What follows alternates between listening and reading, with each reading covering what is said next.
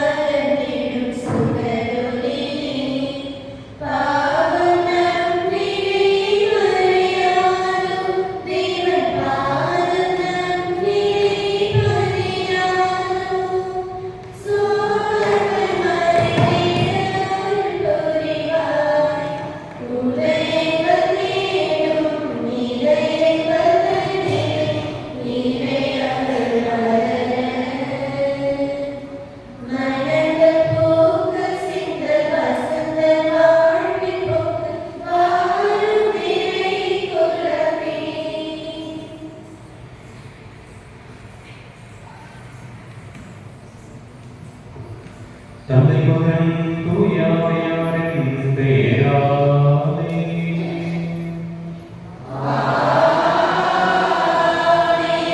நம் ஆண்டவராகிய இயேசு கிறிஸ்துவின் கடவுளினதும் தூய ஆவியாரின் நட்புறவும் உங்கள் அனைவரோடும் இருப்பதாக.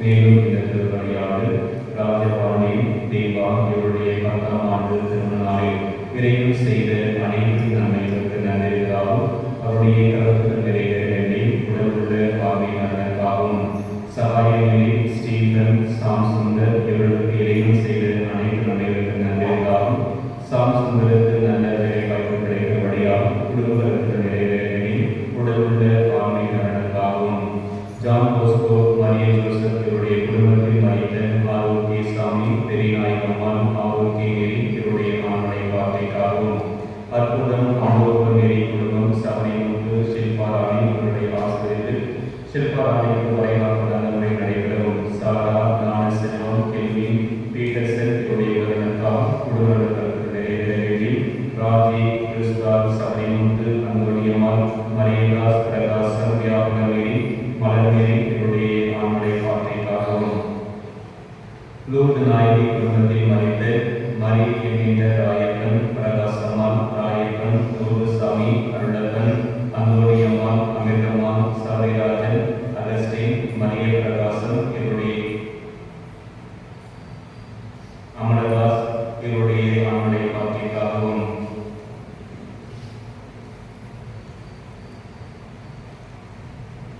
கொட்டக்காரன் வீடு ரந்தன் மேரி குடும்பத்தில் மரணம் அடைந்து Pushparaj Emmanuel Jeyaseelan Ezhilarasi Anthony Paripooranam Laura இவருடைய ஆண்மனை வார்த்தைக்காகவும் அற்புத மேரி குடும்பத்தில் மறித்த சபைமுத்து 9ஆம் ஆண்டு நினைவு நாள் ஆண்மனை வார்த்தைக்காகவும் மற்றும் அவருடைய குடும்பத்தில் மறித்த பணத்தையன் சலை மேரி இவருடைய ஆண்மனை வார்த்தைக்காகவும் ஒப்புக் கொடுக்கப்படுகிறது.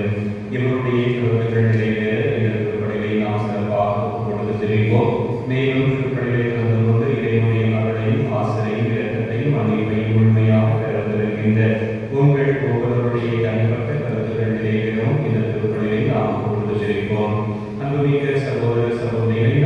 அனுபவத்தின் வழியாக நம் மீது தெரிவிக்கப்படும் தமது படைப்பாகிய தண்ணீரை புனிதப்படுத்தி அருளுமாறு நம் கடவுளாகிய ஆண்டவரை கெஞ்சி மன்றாடுவோமாக.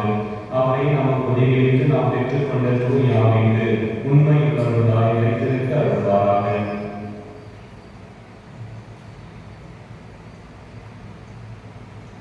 ஆண்டவரே, எல்லாம் உள்ள இறைவா, உடல் ஆன்ம வாழ்வு அனைத்துக்கும் ஊற்றும் தொடக்கம் நீரே. இத்தண்ணீரை புனிதப்படுத்திவிட உம்மை வேண்டுகின்றோம். எங்கள் பாவங்களுக்கு மன்னிப்பு வேண்டவும், எல்லா நோய்களையும் மாதாவின் சூழ்ச்சிகளை எதிர்த்து உமது அருளின் பாதுகாப்பை அடையும் நாங்கள் இத்தண்ணீரை நம்பிக்கையுடன் பயன்படுத்துகின்றோம். ஆண்டவரை உமது இரக்கத்தின் உதவியால் உயிர்விட தண்ணீர் எங்களில் பொங்கி எழுந்து மீட்பு அளிப்பதாக. இவ்வாறு நாங்கள் தூய இதயத்தோடு உம்மை அணுகி வந்து எங்கள் உடலுக்கும் ஆன்மாவுக்கும் வரும் இடர்கள் அனைத்தையும் விளக்குவோமாக. எங்கள் ஆண்டவர் ஆகிய கிறிஸ்து வழியாக உம்மை மன்றாடுகின்றோம். எல்லா உள்ள இறைவா, தண்ணீர் கலப்பது உட்பட வேண்டும் என்று இறைவாக்கு எலிசா வழியாக கற்பித்தீர். உமது படைப்பு பொருளாகிய இந்த உப்பை மறைவிடத்துடன் புனிதப்படுத்திட உம்மை காணொலியுடன் வேண்டுகின்றோம். ஆண்டவரை, உப்பு கலந்த தண்ணீர் தெளிக்கப்படும் இடமெல்லாம் தீயோனை தாக்குதல் அனைத்தும் தோல்வியுற செய்வீராக. தூய ஆவியார் உடலிருந்து எங்களை இடைக்காது காத்தருள்வாராக.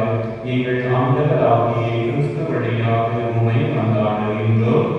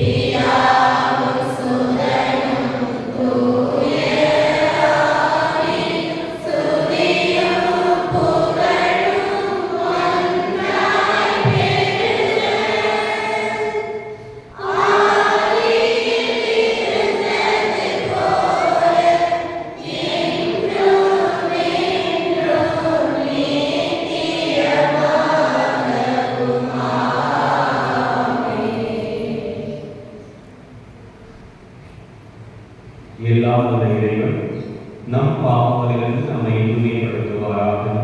இந்த நற்கருணை கொண்டாட்டத்தின் வழியாக அவர் தம்முடைய ஆட்சியின் விருந்தில் பங்கு கொள்ள நம்மை தகுதி பெற செய்வாராக.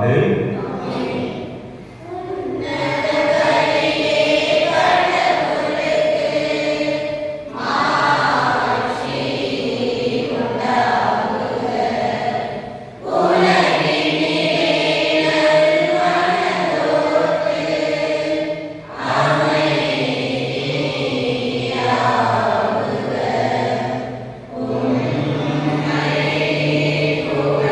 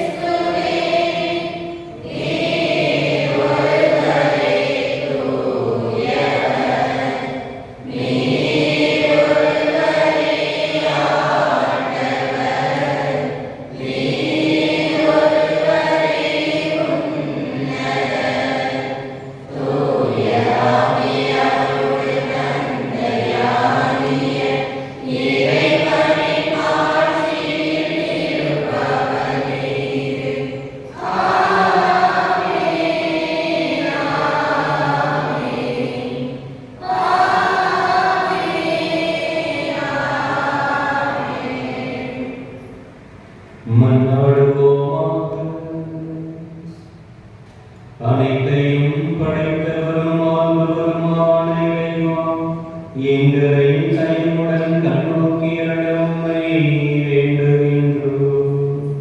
அதனால் உமது பரிகிரகத்தின் செயலாற்றலை உய்த்துணர்ந்து உமக்கு முழு இதயத்தோடு நாங்கள் ஊழியம் புரிய அருள் புரிவீராக. உம்மோடு தூய ஆவியாரின் ஒன்றிப்பில் இறைவனாய் என்றென்றும் வாழ்ந்து ஆட்சி செய்கின்ற எங்கள் ஆண்டவரும் உம் திருமகனுமாகிய இயேசு கிறிஸ்து வழியாக உம்மை மன்றாடுகிறோம்.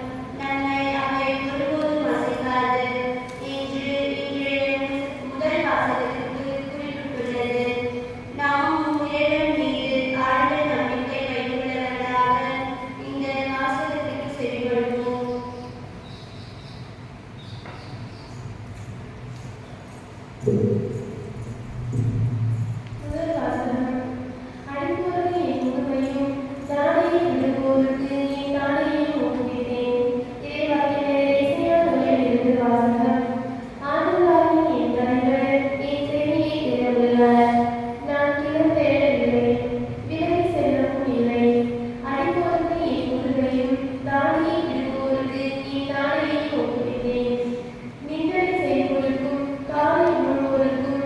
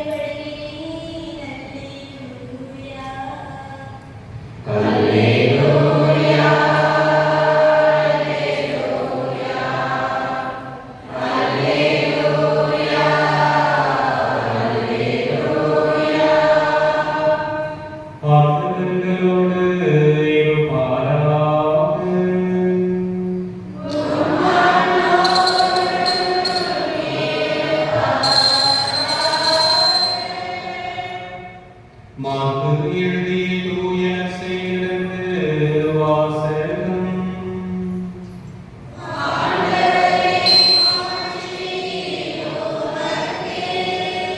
பிரிவு 8 இறைவார்த்தைகள் 27 முதல் 35 முடிய.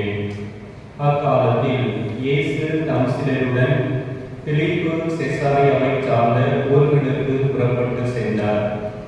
வழியில் அவர் தம் சீடரை நோக்கி, நான் யார் என மக்கள் சொல்கிறார்கள் என்று கேட்டார். அதற்கு அவர்கள் அவரிடம், சிலர் திருமுழுக்கு யோவான் எனவும், வேறு சிலர் எலியா எனவும், மற்றும் சிலர் இறைவாக்கினர் ஒருவர் எனவும் சொல்கின்றனர் என்றார்கள். ஆனால் நீங்கள் நான் யார் என சொல்கிறீர்கள் என்று அவர் அவர்களை கேட்டு, பேதுரு மறுமொழியாக, நீ மெசியா என்று உரைத்தார்.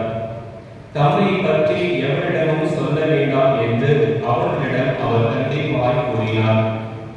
மானிட மகன் பலவாறு துன்பப்படவும், மூப்பர்கள், தலைமை குருக்கள், மறைவு அறிஞர்கள் ஆகியோரால் உதறி தள்ளப்பட்டு கொலை செய்யப்படவும், 3 நாட்களுக்கு பின் உயிர்த்தெழவும் வேண்டும் என்று இயேசு அவர்களுக்கு கற்பிக்க தொடங்கினார். இதையெல்லாம் அவர் வெளிப்படையாகவே சொன்னார். பேதுரு அவரை தனியே அழைத்து கடிந்து கொண்டார். ஆனால் இயேசு தம் சீடர்கள் பக்கம் திரும்பி பார்த்து பேதுருவிடம், என் கண்முன் நில்லாதே சாத்தானே, ஏனெனில் நீ கடவுளுக்கு ஏற்றதை பற்றி எண்ணாமல் மனிதனுக்கு ஏற்றதை பற்றி எண்ணுகிறாய் என்று கடிந்து கொண்டார். பின்பு அவர் மக்கள் கூட்டத்தையும் சீடரையும் தம்மிடம் வரவழைத்து, என்னை பின்பற்ற விரும்பும் எவரும் தன்னலம் துறந்து தம் சிலுவையை தூக்கிக் கொண்டு என்னை பின்பற்றட்டும். ஏனெனில் தம் உயிரை காத்துக் கொள்ள விரும்பும் எவரும் அதை இழந்து விடுவார். என் பொருட்டும் நற்செய்தி பொருட்டும் தம் உயிரை இழக்கும் எவரும் அதை காத்துக் கொள்வார் என்றார். ஆண்டவரின் அருள்வாக்கு.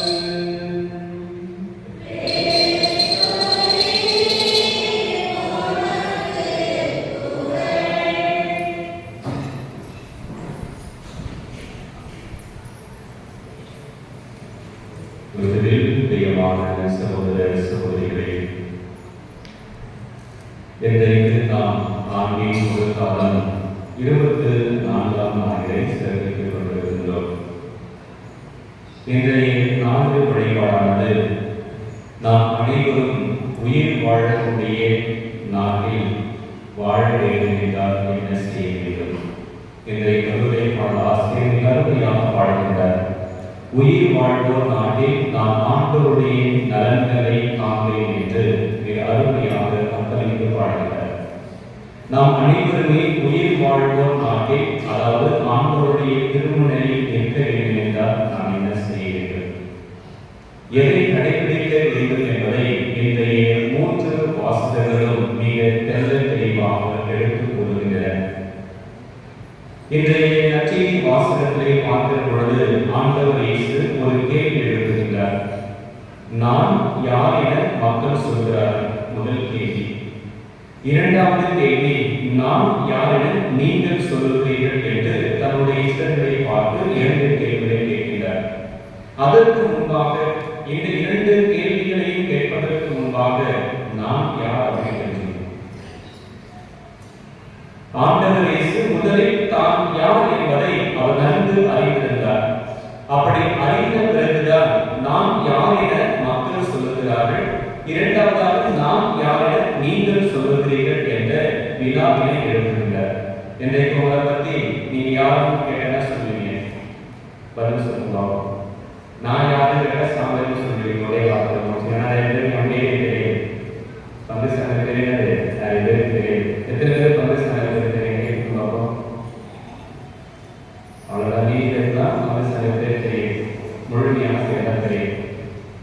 நாம் யார்? அந்த கேள்விக்கான விடையை நாம் கண்டுபிடித்திருக்கிறோம் என்றால் உயிர் வாழக்கூடிய நாட்டில் நாம் அனைவரும் ஆண்டவருடைய செயல்களை காண முடியும். நாம் யாருன்னு என்னை பற்றி தெரிஞ்சுக்கிறோம் அப்படின்னா உயிர் வாழக்கூடிய நாட்டில் நம்ம வாழ்வதற்கு தகுதி இருக்கிறார். ஆண்டவருடைய நலன்களை நம்ம செய்ய முடியாது, காண முடியாது. நாம் யார் என்பதை கேள்விகள் எழுப்ப வேண்டும். நான் யார்? என்னைக்காவது நீங்க உங்களை பத்தி கேள்வி கேட்டீங்களா? நான் யாரு? ஏன் உலகத்துல நான் பிறந்திருக்கிறேன்? என்னைக்கா கேள்வி கேட்டீங்களா? நான் ஏன் இந்த குறிப்பிட்ட நபரை திருமணம் செஞ்சிருக்கணும்? நான் ஏன் இந்த குறிப்பிட்ட அப்பா அம்மாவுக்கு பிள்ளையா மகனா மகளா பிறந்திருக்கணும்? நான் ஏன் இந்த ஊர்ல மட்டும் வாழ்ந்துருக்கணும்? ஏன் ஒரு அமெரிக்கா பிறந்திருக்கூடாதா, ஆப்பிரிக்கா பிறந்திருக்கூடாதா, ஜப்பான் பிறந்திருக்கூடாதா? கேள்வி எழுப்பியிருக்கிறோமா? நிச்சயமா எழுப்பியிருக்க மாட்டோம். நாம் அனைவருமே நாம் யார் என்பதை முதலில் அறிந்து கொள்ள வேண்டும். அப்படி அறிந்து கொண்டால்தான் இயேசு எனக்கு யார், நான் இயேசுவுக்கு யார் என்பதை எல்லாம் நாம் தெளிவாக புரிந்து கொள்ள முடியும். இயேசு என்ன பற்றி என்ன சொல்வார், நான் இயேசு பற்றி என்ன சொல்ல போறேன். நான் யாரும் தெரிஞ்சுக்காம இயேசு எனக்கு யாருன்னு தெரியாது, நான் இயேசு பற்றி என்ன சொல்ல போறேன்னு தெரியாது. எனவே தான் ஆண்டவர் இயேசு 2 கேள்விகளை எழுப்புவதற்கு முன்பாக முதலில் அவர் தாம் யார் என்பதை நன்கு அறிந்திருந்த காரணத்தினால்தான் அடுத்த 2 கேள்விகளை அவர் எழுப்புகிறார். ஒருவேளை அவர் தாம் யார் என்பதை அறிந்திருக்கவில்லை என்று சொன்னால் அடுத்த 2 கேள்விகளை செய்திருக்க மாட்டார், அவர் எழுப்பி இருக்க மாட்டார். இன்றைக்கு நாம் ஒவ்வொருவரும் நான் யார் என்ற கேள்விக்கான பதிலை நீங்கள் ஒவ்வொருவரும் கேட்கணும். யோசிக்கணும், நான் யார், நான் ஏன் இந்த உலகத்துக்கு பிறந்தேன், ஏன் கடவுள் என்னை படைத்தார், ஏன் கடவுள் என்னை நல்ல முறையில் வச்சு வழிநடத்திட்டு இருக்காரு. முதலில் நாம் யார் என்பதை எப்படி எல்லாம் அறிந்து கொள்ள முடியும் அப்படின்னு பார்த்தா நாம் முதல்ல நல்லவதான் யோசிக்கணும். நல்லவதான் சொல்லி யோசிக்கணும்.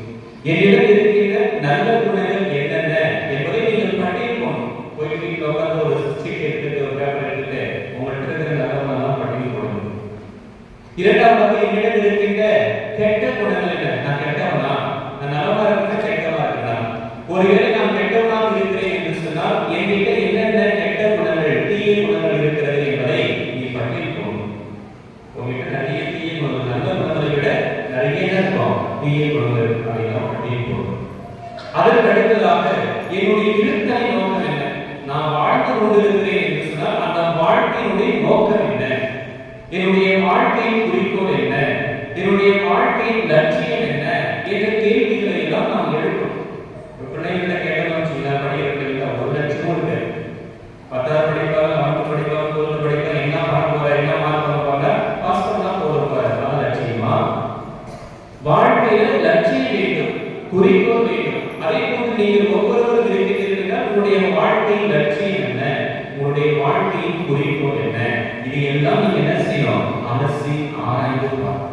அப்படி எல்லாம் ஒவ்வொன்றாக நீங்கள் அலசி ஆராய்ந்து பார்க்கிற பொழுது உண்மையிலே உங்களிடம் இருக்கின்ற அந்த திறமைகள் என்னென்ன என்பதை நீங்கள் அடையாளம் கொண்டு கொள்ளலாம்.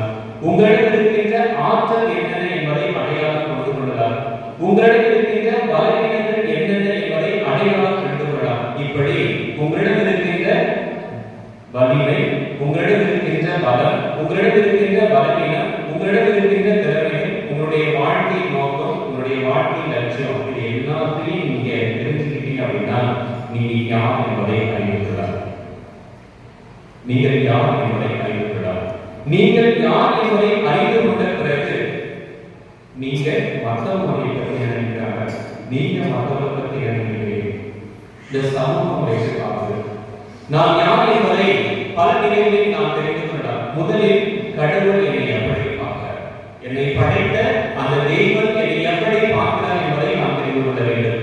இரண்டாவதாக என்னுடைய குடும்ப உறுப்பினர்கள் என்னை எப்படி பார்க்கிறார்கள். மூன்றாவதாக இந்த வாழ்கின்ற சமூகத்தில் மற்றவர்கள் என்னை எப்படி பார்க்கிறார்கள். நான்காவதாக நான் என்னையே நான் எப்படி பார்க்கிறேன். இந்த 4 கேள்விகளுக்கு விடை எங்கிருந்து கிடைக்கிறதுதான் நான் யார் என்பதற்கான கேள்வி எடுக்கிறோம் என்றால் இந்த 4க்கும் ஒரு விடை கிடைக்கும். கடவுள் என்னை எப்படி பார்க்கிறார் என்று சொன்னால் நல்லவனாக பார்க்கிறார். கடவுள் ஒரு தீயவெல்லாம் படைக்கவே இல்லை. நீ கெட்டு போகணும், நீ நாசமா இருக்கணும் அப்படின்னா கடவுள் ஒருபோதும் உன்னை படைக்கிறது. உன்கிட்ட தீய குணங்களை கடவுள் கொடுக்கவே நீயா அதை உருவாக்கி கெட்ட பண்புகளை பழக்கவழக்கங்களை யார் உருவாக்கிட்டார்? நீதான் ஒரு மண்ணில் பிறக்கின்ற பொழுது ஒரு திரைப்பட பாடல்கள் மண்ணில் பிறக்கின்ற பொழுது அமைக்கும் பொழுதையும் நல்ல குழந்தைகள். ஆனால் அது நல்லவராகவும் தீயவராக யாருடைய கையில் இருக்குது? நீ பிறக்கும் போதே யாரும் அனைத்து விதமான தீவிகளோடு பிறக்கிறீங்க, எல்லாம் நல்ல பிள்ளைகளாக பிறக்கும். ஆனா யாருடைய வளர்ப்பு உறுதியான வாழ்க்கை யாருடைய கையிலிருக்கு? பெற்றோருடைய கையில். அவர் கடவுள் ஒவ்வொருவரையும் எப்படி படைக்கிறார்? நல்லவர்களாக தான் படைக்கிறார். உங்களையும் சரி என்னையும் சரி உங்ககிட்ட எந்த மாசு மருந்து இல்லாமல் தூய உள்ளத்தோடு தான் உங்களையும் என்னையும் படைத்திருக்கிறார்.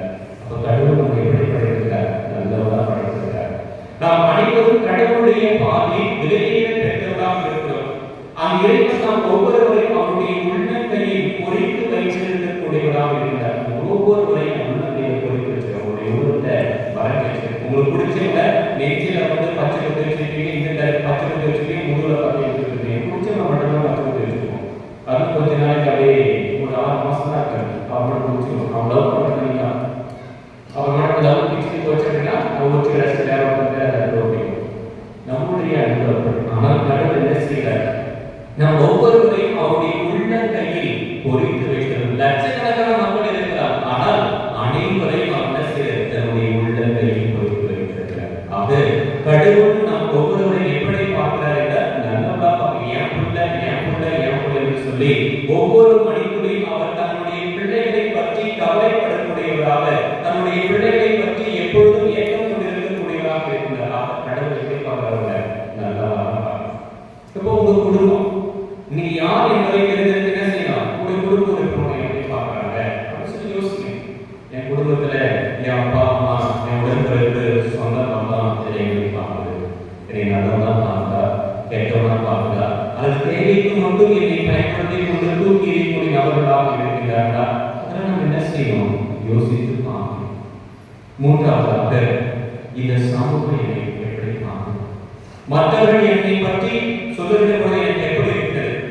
இப்போ வந்து நிறைய பேர் இருக்கிறீங்க, இவங்களாம் பார்த்து நம்ம சொன்னேன், ஐயோ அம்மாவா சூப்பர், எந்த வேலை சொன்னாலும் உடனே வந்து செய்வாங்க, ரொம்ப எக்ஸ்பீரியன்ஸ் அதிகமாக இருக்குது, கரெக்டாக டைமுக்கு ஃபாலோ பண்ணுவாங்க அப்படின்னு சொல்லி ஒருத்தரை பற்றி நான் அவங்கள்ட்ட பேசுகிறேன் அப்படின்னா இதுவரைக்கும் அவருடைய இருக்கிற நல்ல குணம் அவங்களுக்கே தெரியாமல் இருக்கும். ஆனால் நான் அவங்களை பற்றி சொல்லுகிற பொழுது ஒரு விதமான மகிழ்ச்சி, ஒரு விதமான சந்தோஷம். இப்படிதான் பேசுறாரு, எப்படி என்னை பற்றி ஒரு எப்படி பார்த்து தெரியும், இதெல்லாம் முன்னாடி நான் பார்த்ததே கிடையாது, பேசினே கிடையாது, என்னை பற்றி உங்களுக்கு எப்படி தெரியும் என்று நாம் மற்றவர்களை பற்றி நாம் சொல்லுகிற பொழுது அவர்களுக்கு ஒரு மகிழ்ச்சி கிடைக்கிறது. ஆக இந்த சமூகம் உங்களை எப்படி பார்க்கிறது? இந்த சமூகத்திலிருந்து தான் நீங்கள் எப்படிப்பட்டவர்கள் என்பதை என்ன செய்யுங்க? அறிந்து கொள்வீர்கள். இந்த சமூகம் உங்களை நல்லவனா பார்க்கதா கெட்டவனா பார்க்க என்பது அடுத்தவருடைய வாயில தான் என்ன செய்யுங்க? தெரிந்து கொள்வீர்கள். ஆக நாம் ஒவ்வொருவரும் யார் என்பதை அறிந்து கொள்வதற்கு இந்த சமூக உங்களுக்கு துணை செய்யும். கடைசியா நாம் யார், நாம் எப்படிப்பட்டவர் என்பதை நீங்களே என்ன செய்து பார்க்கணும்? சுய ஆய்வு செய்து பார்க்கணும். நீங்களே உங்களை பற்றி யோசித்து பார்க்கணும். இதை எல்லாம் யோசித்து பார்த்தீங்க அப்படின்னா நீங்க யார் என்பதை அறிந்து அப்படி நீங்கள் யார் என்பதை அறிந்து கொண்டு ஒரு முழு மனிதனாக வாழ்வதற்கு எது துணை செய்ய அப்படின்னா இந்த சமூகம். இப்ப நான் தனிச்சு உங்களை எல்லாம் விட்டுட்டு நான் தனிச்சு வாழ்றேன், நிச்சயமா வாழ்றேன், ஊரோடு ஒத்து வாழ்றேன்.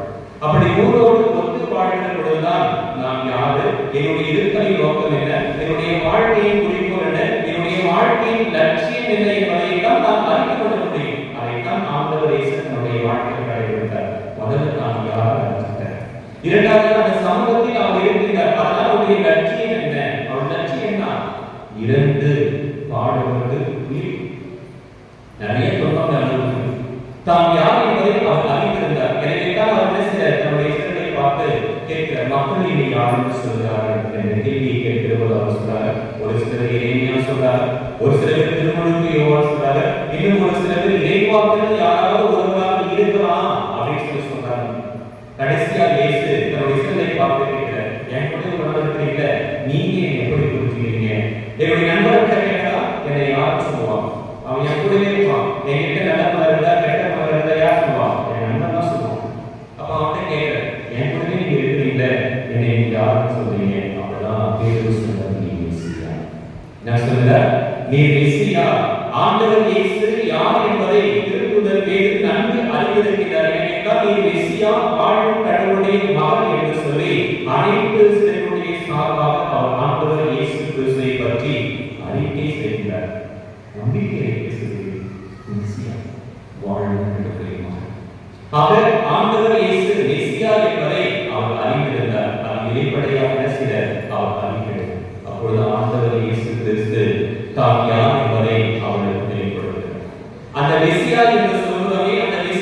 என்கின்ற வார்த்தைக்கு அர்த்தம் என்ன? நீ மெசியா என்று சொன்ன உண்மைதான், நான் மெசியா தான். ஆனால் நான் எப்படிப்பட்ட மெசியா என்பதை அடுத்த வருகின்ற வார்த்தையில் அவர் தெளிவுபடுத்துகிறார். நீ எதிர்பார்க்கிறவரான மெசியா நாம் தலைமை குருக்கள், மூப்பர்கள், மறைமுக அறிஞர்கள் ஆகியோர் செய்யும் உதவி தரப்பட வேண்டும், புறக்கணிக்கப்பட வேண்டும், சிலுவை சாலை இருக்க வேண்டும், பலவிதமான துன்பங்களுக்கு நாம் உள்ளாக வேண்டும் என்பதை ஆண்டவர் இயேசு நன்கு அறிந்திருந்தார். தாம் எப்படிப்பட்ட மெசியா என்பதை அந்நேரம் முதல் அவளுக்கு வெளிப்படையாகவே அவர் அறிவித்து வந்தார் என்பதை இன்றைய நற்செய்தி வாசகத்தை நாம் வாசிக்கிறோம். இதைத்தான் இன்றைய முதல் வாசகத்திலும் எசாயா இறைவாக்கினர் மிக அருமையாக சொல்றார். என்ன சொல்றார் அப்படின்னா, ஆண்டவர் இயேசு கிறிஸ்து யார் என்பதை அவர் தெளிவுபடுத்துகிறார். நான் பிறந்திடவில்லை, விலகி சென்றவில்லை, அடிப்போருக்கு என்ன செய்யறார்? அவருடைய முதுகை கொடுக்கிறார். தாடியை விழுந்தோருக்கு என்ன செய்யறார்? அவர் தாடியை கொடுக்கிறார். நிந்தை செய்வோருக்கு காலை விழுவதற்கு என்ன செய்யறார்? தன்னுடைய முகத்தை அவர் கொடுக்கிறார். காரணம், ஆண்டவர் எல்லா துன்பங்களுக்கும் மத்தியிலும் யார் அவரோடு இருக்கிறார்? ஆண்டவர் அவரோடு இருக்கின்றார் என்பதை அவர் நன்கு அறிந்திருந்தார். எனவே நான் எந்த ஒரு இழிநிலையும் அடைய மாட்டேன், காரணம் ஆண்டவர் என்னோடு இருக்கிறார். நான் குற்றவாளி என்று தீர்ப்பளிக்க ஒருவரால் இயலாது என்பதை ஆண்டவர் இயேசு கூறினார். ஆக தாம் யார் என்பதை அறிந்திருந்த காரணத்தினால் தான் ஆண்டவர் இயேசு தன்னுடைய சீடர்களை பார்த்து ரெண்டு கேள்வி கேட்டார். நான் யாரையும் மக்கள் சொல்கிறார்கள், நாம் யாரை நீங்கள் சொல்கிறீர்கள்? உங்களுடைய சகோதர சகோதரிகளே, அந்த ஆண்டவர் இயேசு தாம் மெசியா என்பதை நன்கு அறிந்திருந்தார். அவருடைய வாழ்க்கையின் நோக்கம் என்ன, அவருடைய வாழ்க்கையின் லட்சியம் என்ன என்பதை அவர் தெளிவாக அறிந்திருந்தார். அதைத்தான் பேதுருவை பார்த்து சொல்கிறார், சிலரை பார்த்து சொல்கிறார், நான் பார்க்கிறேன். அப்போது பேதுரு ஆண்டவர் இயேசுவை கடிந்து ஆண்டவரே, இப்படியெல்லாம் ஒன்று நடக்கக்கூடாது. என்ன நடக்கக்கூடாது? சிலுவை சாவா பலியும் ஒன்று கேட்கல, துன்பமா ஒன்று கேட்கல, துயரமா ஒன்று கேட்கல, தண்ணீரா ஐயோ அது வேண்டாம். ஏனெனில் நாங்கள் எதிர்பார்க்கிற மெசியா எப்படி இருக்குன்னா கம்பீரமா வரும். அடைக்காலையில் திருடன் சொல்லிட்டு அப்படி கம்பீரமாக போட்டுட்டு எல்லா அரசுகளும் என்ன செய்யணும்? குறிப்பாக இந்த உரோமை அரசாங்கத்தை கழித்துவிட்டு யூத அரசை நிறுவ வேண்டும். அதுதான் அவருடைய எதிர்பார்ப்பாக வேண்டும். ஆனால் பேதுருடைய எதிர்பார்ப்பு எப்படி இருக்கு? எதிர்பாராம இருக்கு. ஆனால் ஆண்டவர் இயேசு சொல்றார், நான் சிலுவையை பாட வேண்டும். ஐயோ, இது என்ன காரியம் போச்சு? நம்மோடு மெசியாவை எதிர்பார்த்தா இவர்களோடு மெசியாவை பற்றி சொல்கிறாரே என்று அவர்கள் அதை ஏற்றுக்கொள்ள முடியவில்லை. அப்பொழுது ஆண்டவர் இயேசு அவர்கள்,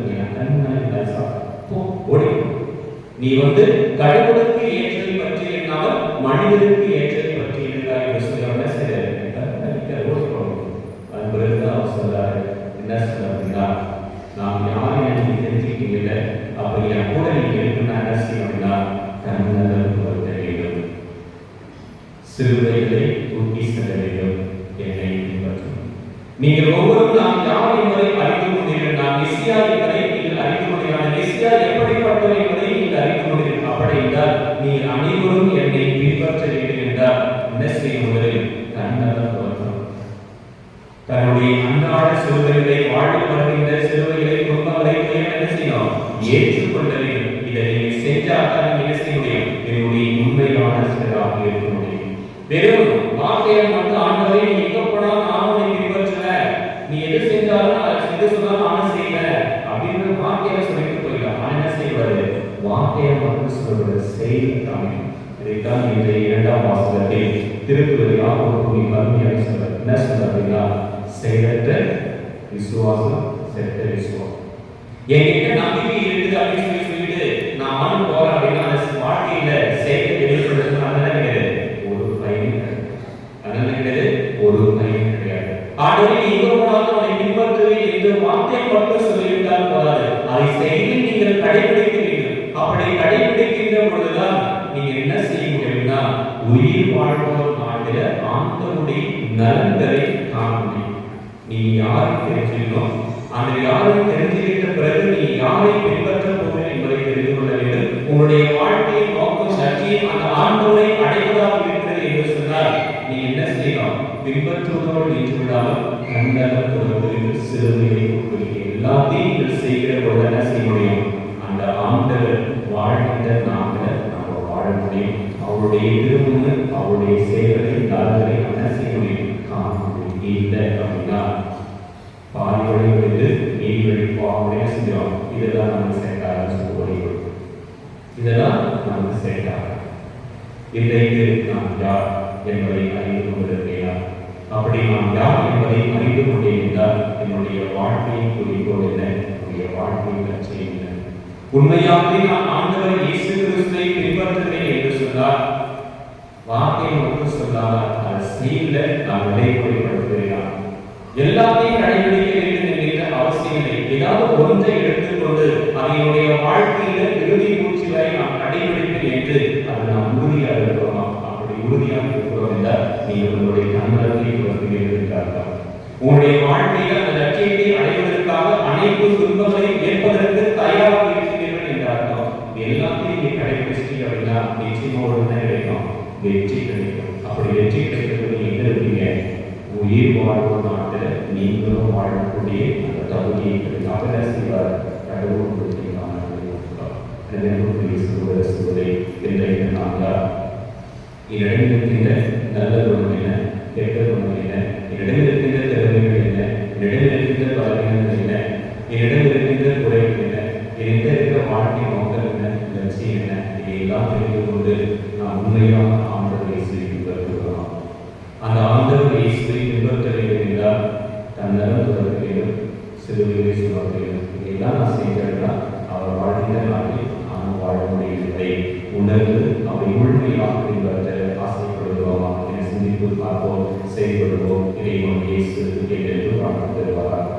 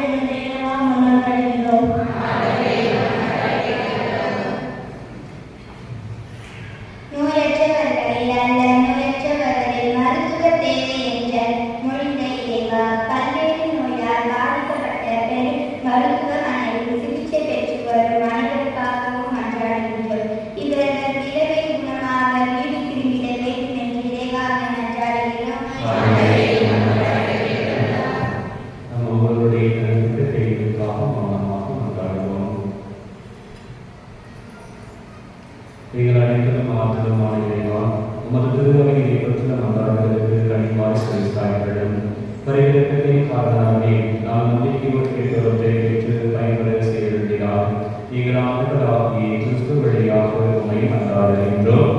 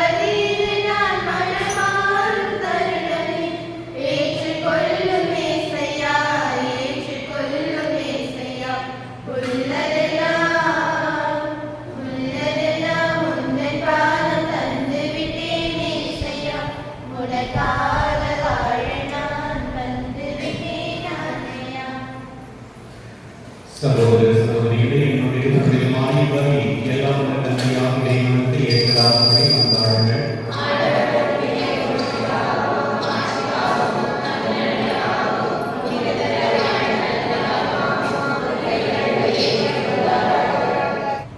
ஆண்டவரே, ஊழியர்களாகிய மன்றாட்டுகளை கனிவுடன் கண்ணோக்கி காண்கிறீரே.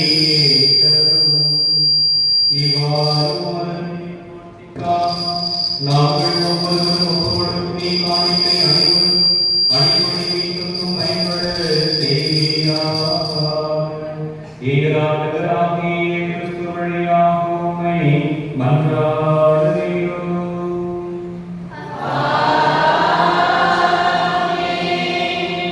ஆண்டவர் உங்களோடு இருப்பாராக.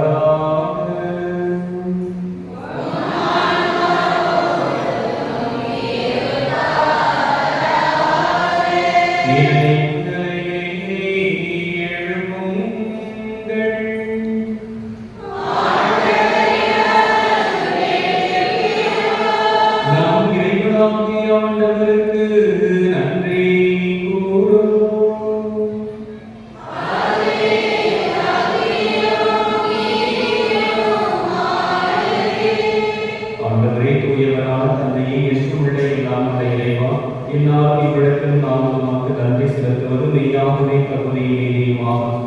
எங்கள் கடமை மீட்புக்குரிய செயலுமாகும்.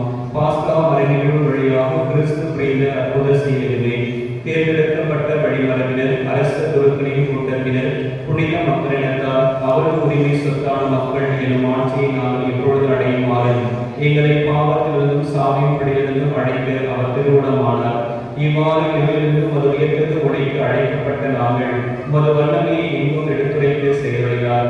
ஆகவே வானதுதர் முதன்மை வானதுதரோடும் அரியணையில் அமர்வோர் தலைமை தாங்குவோரோடும் வான்படையின் அணிகள் அனைத்தோடும் சேர்ந்து நாங்கள் மது ஆட்சியை புகழ்ந்து பாடி முடிவின்றி சொல்வதாவது: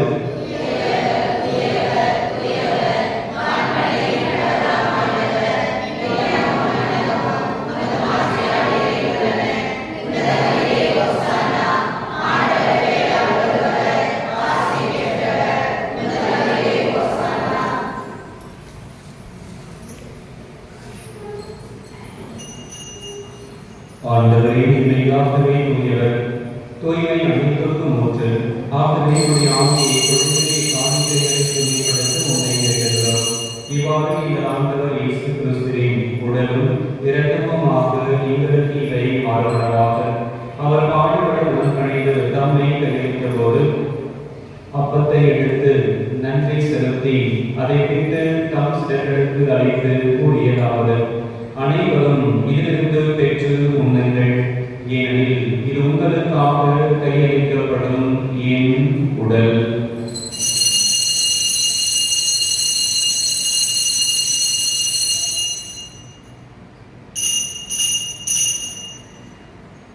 அவ்வளவே இரவு விருந்தை அருந்திய பின் கிண்ணத்தை எடுத்து மீண்டும் உமக்கு நன்றி கூறி தம் சிலர்களுக்கு அழைத்து அவர் கூறியதாவது: அனைவரும் இதிலிருந்து பெற்று பருகுங்கள், ஏனெனில் இது புதிய நிலையான உடன்படிக்கைக்குரிய என் இரத்தத்தின் கிண்ணம்.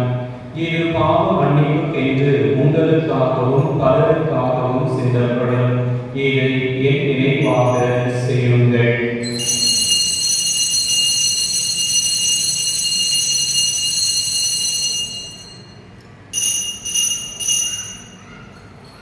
நம்பிக்கையின் மறைபொருள்.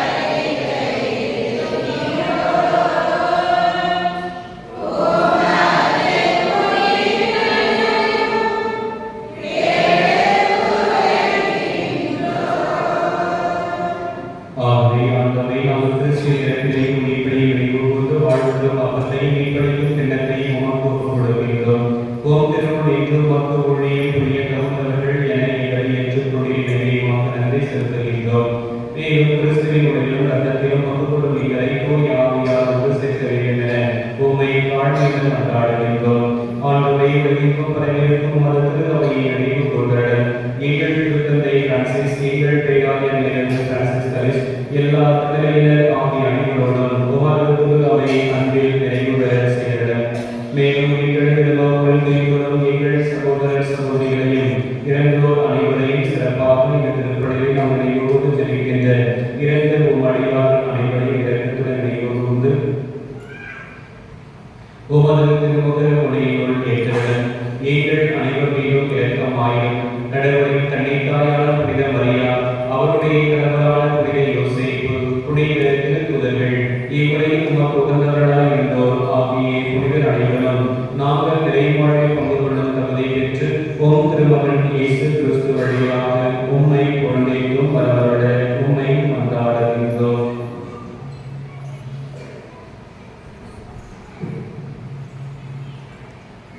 இவர் வழியாக இவரோடு இவரில் எல்லாம் வல்ல இறைவனாகிய தந்தையே, தூய ஆவியாரை ஒன்றித்து எல்லா புகழும் ஆட்சியும் என்றென்றும் உமக்கு உரியதே.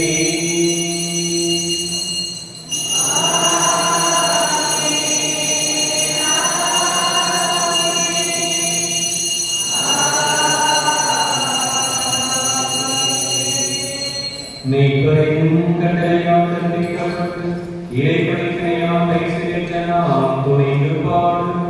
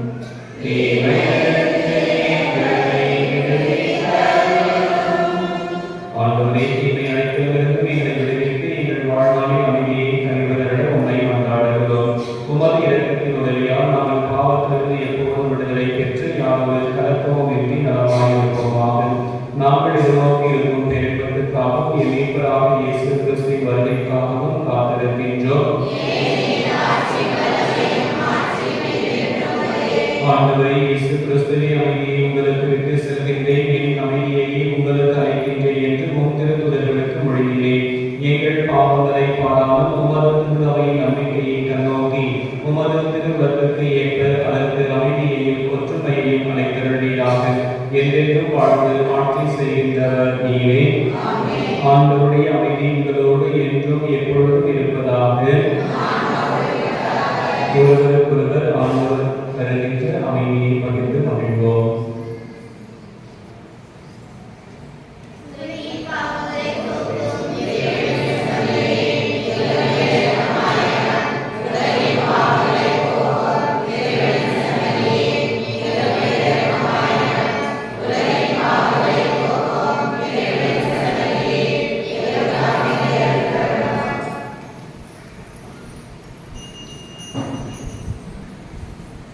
இதோ இறைவனின் செம்மறி, இவரே உலகின் பாவங்களை போக்குகின்றவர். இவருடைய விருந்திற்கு அழைக்க பெற்ற நாம் ஒவ்வொருவரும் பெயர்கின்றோம்.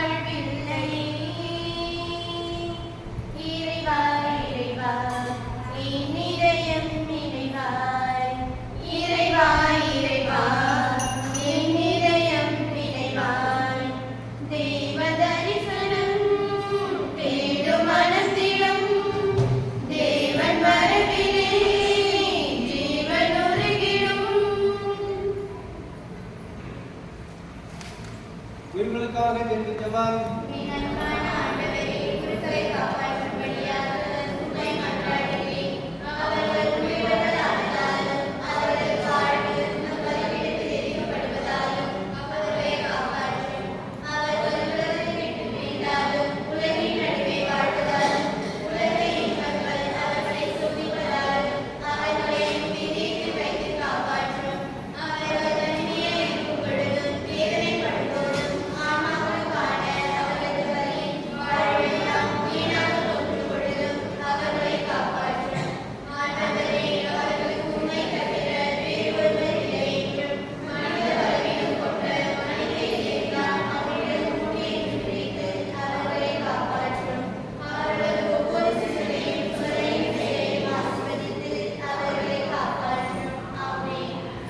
மன்றாடுவோமாக. ஆண்டவரே, நாங்கள் பெற்றுக்கொண்ட விண்ணக கொடைகளின் செயலாற்றலாம் எங்கள் மனதையும் உடலையும் ஆட்கொண்டிட உம்மை வேண்டுகின்றோம். அதனால் நாங்கள் எங்கள் விருப்பு வெறுப்புகளுக்கு இடம் கொடாமல் இத்திருவிருந்தின் பயணத்தை ஏற்ப வாழ்வோமாக. எங்கள் ஆண்டவராகிய கிறிஸ்து வழியாக உம்மை மன்றாடுகிறோம்.